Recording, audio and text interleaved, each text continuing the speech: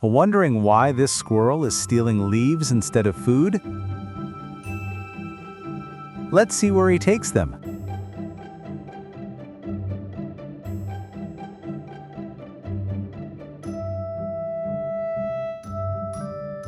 Yes, he has a home up the tree trunk.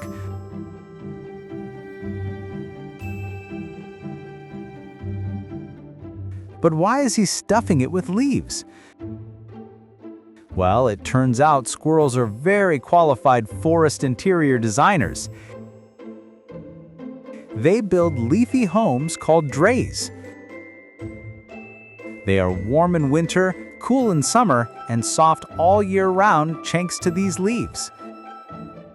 The leaves act like tiny blankets, trapping heat to keep the squirrel cozy.